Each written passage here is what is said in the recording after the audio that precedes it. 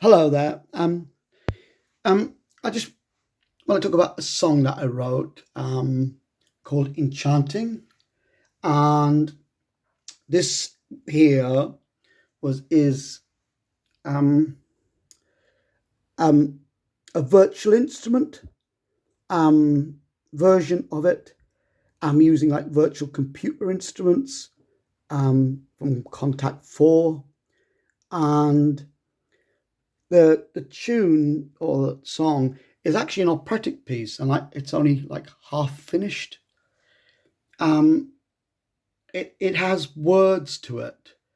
Um, Basically, it's like God talking as a person. It's not religious.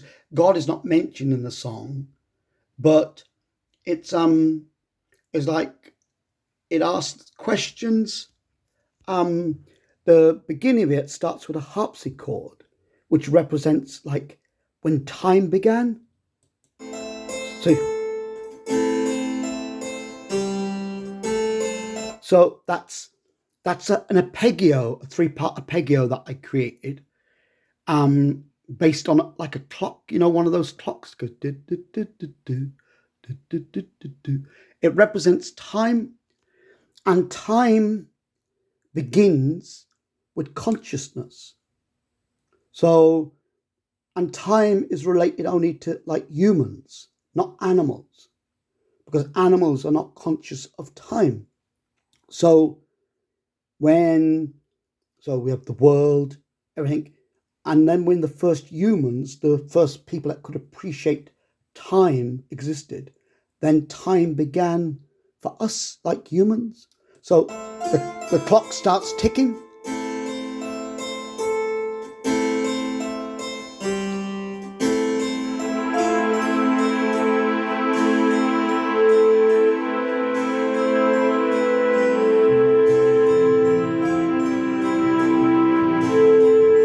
and the timpani is like the human heartbeat is going do, do, do, do, do, do, do, do, do.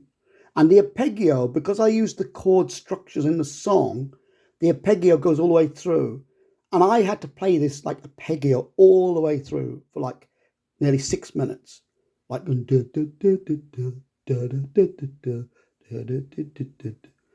like a clock.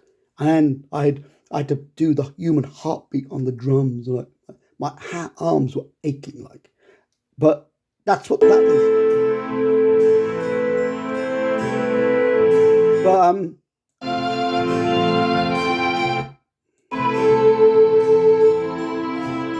basically the tune I'm going to be playing it on the keyboard.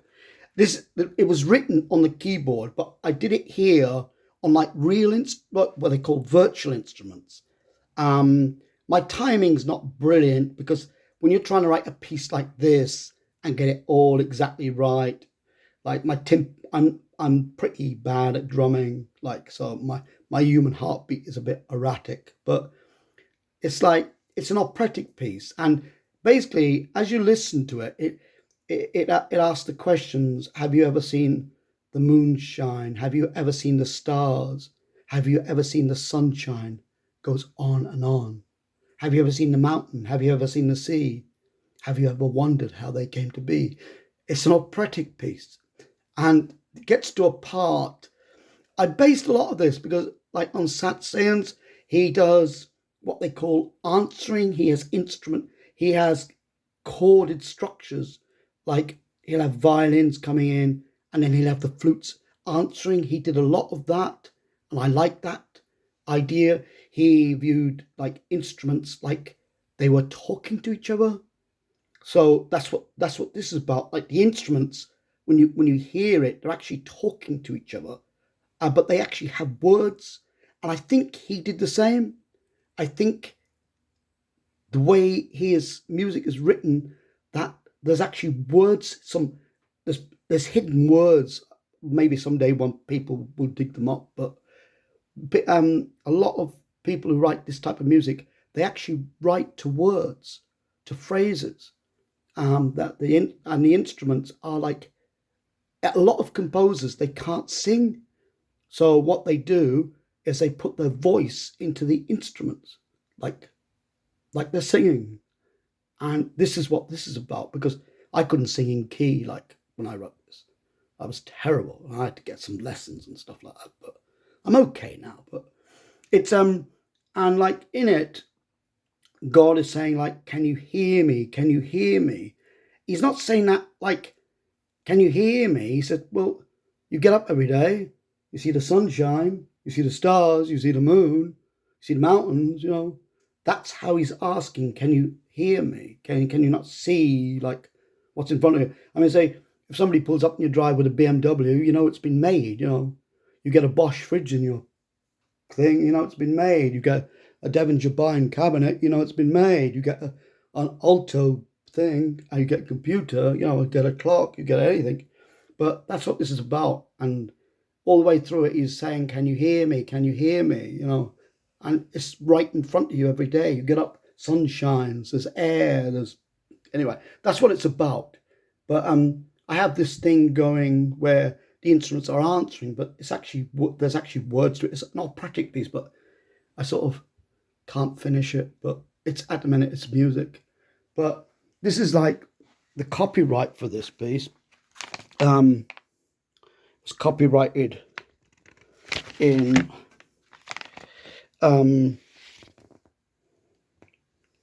as you can see, 15th of January 1997, John Murphy, 3 Lanedale Terrace, stamps at the time, postage there,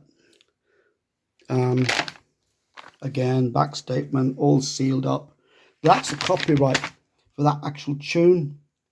But the way, you see, I can't do notation. If you ever look here, it's like, see your high strings, your middle oboe, your high flute. And I devised a system for myself because I can't do notation. Well, I can, but it takes me ages. Like I just find it quicker this way. So I numbered all the things, the notes there. And I created like a key for myself. I found it quicker just working this way. And like this is the key here. So number 8 is middle C, and all the numbers are 8. So it tells you exactly, for its middle C is 8, and you can actually work out what it all is. But it's like, this is like what I do, right? This is how I used to write stuff. It's like people probably wouldn't understand it. It's all like notes. Like if you go to musicians, that's what they do. They write all like this, but it's like, it's but there is like, as you can see, a structure to it all. But it's that's how I do it anyway. Anyway, I'll play it for you now so you know what it's about. It's this keyboard here, I can't play that song on this keyboard because here, this keyboard, if I show you here, has these pads, these phrase pads, and this keyboard enabled me to write this piece of music. And it's a shame that the Tyrus doesn't have these, because you put phrases on these.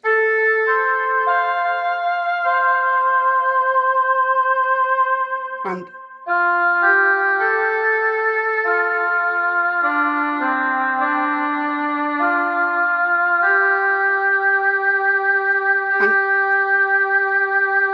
with the Tyros, I actually missed this, because these here, you can put phrases on them and you can actually create a whole orchestra and you can bring them in. And what I like about this keyboard as well is it actually like has a drum kit that sounds like an old drum kit, which is really nice. And I'll just show you here. You can actually, like, you've got just very simple controls. So you can actually control your bass. You know, that's really nice. That's old school. Like, it just produces this really nice, like, 8-beat drum kit.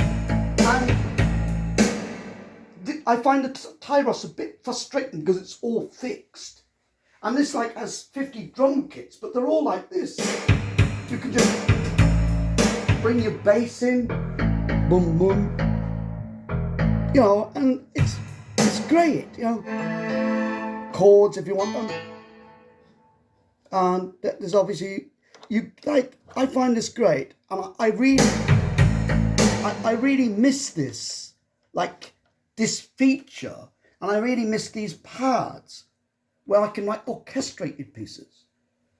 It's all very simple. And I just find like with the Tyros, I wish they'd included this type of control where you can just have ordinary drum kits, 8-beat, you know, so you can do old school stuff. It's really great. Even today, people use them. You know, anybody that plays anything that's like even Katie Muller in jazz, you have these beats. But the sound quality isn't fantastic on this keyboard. The Tyros has the sound quality, but I wish they had these pads because you can put your phrases on it, drum kit. You can bring, but it's anyway. I've got the Tyros, but I dig this out now and again, and this is what I wrote all my music on in Instow, this keyboard. But anyway, have a listen to it.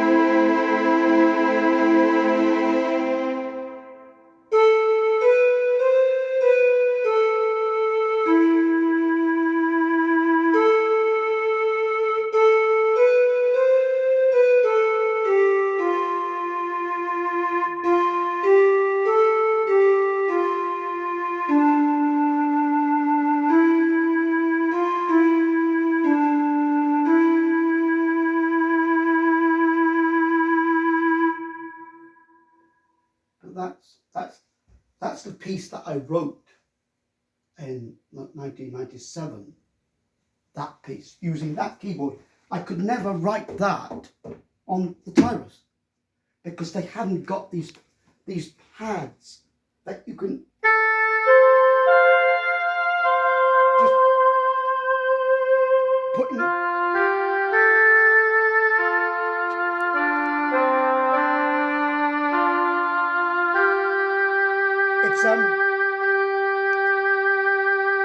It's like you write in the phrases, you put them in, and then you can write the whole orchestra.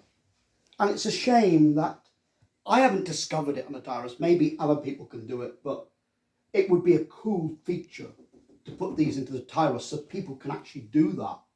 And it would also be cool if they had this standard drum kit here, which I like because a lot of people like standard drum kits. But it, this is the version, the virtual instrument. Well, I actually used virtual instruments and wrote this. But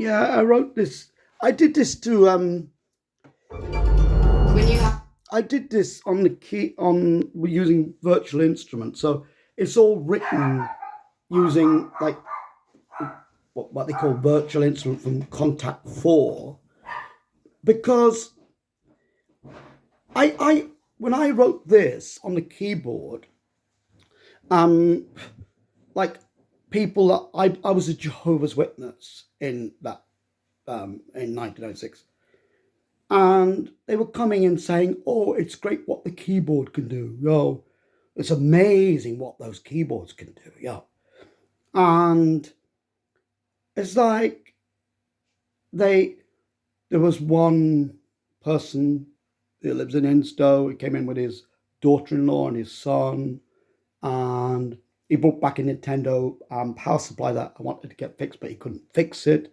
because I bought a Sega Mega Drive for Jonathan, but the power supply was broken. Um, and he brought it back, and he's outside. He said, "Oh, what's that playing? Is that Vangelis?" I said, "No, that's me on the keyboard." And he came in and so he said, "Oh, go and play it then." I played it. He said, "Oh, it sounds haunting, you know." And I played another tune, Mood Swings, like, and they were like, it's a bit weird being in a religious community because you trust these people, but you find out sometimes, you shouldn't trust anybody at the end of the day. But loads of people heard my music, like Time Shows All Things, No One Else But You, and and like Jehovah's Witness kids used to be singing like "She's My Woman," the first song that I wrote, and they were told, "Shut up, don't sing that." But it was like a catchy little tune that I wrote, my first song called "She's My Woman," but it's like a Buddy Holly rock and roll type of little catchy number, like. But it's like, and then they like by June, I'd written like I never played a keyboard. I never played an instrument. I couldn't sing. And I bought this keyboard like in February. I actually bought the instruments for the kids. And I said, "Oh, I'll have a go." And like within half an hour, I'd written my first song. It's like, and the chords, like the chords that I got Catherine, I wrote, like, I like something that you'd expect, like, people didn't believe I wrote it because it was like, I'm using F sharp minors and going up like Catherine was going up like to like the ninth fret on the guitar, where she'd only be playing like three chord songs on the first three frets of the guitar. And they didn't believe that I actually did it all, that I wrote the guitar and I wrote this and that. Because the way I write, use a singular like note, then I don't see like chords like this. I see the left and the right hand, so I can write different chords. So if I play like "She's My Woman," basically for that song, I just do like a very simple like bass, and but it's like a catchy little song. Whereas Catherine does, I got to write some like nice guitaring for it. So I even forget how it goes now, but it's but anyway, that's a song that I another song that I wrote. Um, it's but it's like in small communities like that, there's like pecking orders. Like when you deal with a religion that is based on communism, whereby the head of the religion live in communes, they have like what they call a pecking order system. And they were saying things like somebody else is the man for the music. So they got the man for the music. And I was like stepping on his toes, like it's the same when I built the dresser in Ireland. Like Dave Johnson was the carpenter. Wes Crawford did strip pine furniture. And then I come along, I go down to an old mill and I get this 200-year-old pine wood, and they're saying, oh, what, are you going to the scrap heap with that? I said, no, I'm going to build a dresser with it. I'm going to build furniture. And then they see the dresser that you see I put on Twitter, and next thing, I'm fighting for my life. My kids have been taken down to their grandfather who raped their mother, and these communities are very jealous communities. They have a set. It's like a pyramid system, and basically you're supposed to just accept your like role in life. You know, like in Ireland, I was a plasterer, so I was not a plasterer. Then I come along and build this dresser, and I'm treading on the carpenter's toes. I'm treading on the person that strips pine furniture and sells it in McCurtain Street. And what do? Do you not write music to keep them all happy? You know, what do? What do? Do you not build speakers because you're upsetting them? Do you not talk about the size of the universe because you're upsetting other people? Or like, you know, are people entitled to be what they are? You know, because in a community, it's like part of the course that I did at university about communities when I studied sustainability in Petrock, is that communities are supposed to be places that are safe, that people can live without fear, that there is acceptance of all types of people, all genders, like sex, race, whatever. And yet people can be in these small religious communities and they can be living in fear, and nobody else around knows what they're actually going through. Like a community of elders that takes people into rooms and basically almost visually rapes women, asking graphic details of if they like make love to a boy, you know, outside. It's like, and then it's all done in secret. Nothing's recorded. But it ended up like that. We ended up, my kids being taken off us because they just went around just spreading lies about me. Because this is who I am, but I'm not allowed to do it because I'm upsetting people, because it's like I like write rock songs. I mean, say like you see like here, like you see when I went out with Catherine first, Catherine was like she was doing Bob Dylan stuff, you know, sounded great, and I really liked it. But I never ever thought like, you know, making any money out of it or anything. But I sort of developed a guitaring, and even though I don't play the guitar, I write all the chords, all the fingering, like No One Else But You. And it always seems to be the case that the best shot isn't in the most comfortable. But she's a pretty good guitarist now, you know. But it's like in Plumstead, she was playing Dylan, but I got a Tracy Chapman book.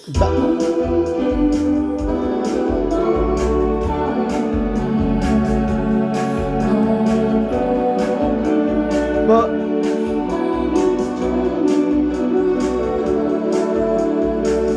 see, we were doing this song was written in Instow. The Jehovah's Witnesses saw us play this. That my children was. And the reason why the children don't like my music is because basically it broke our family up. Here's a song that I did called Mood Swings. Again, Catherine. And it's like,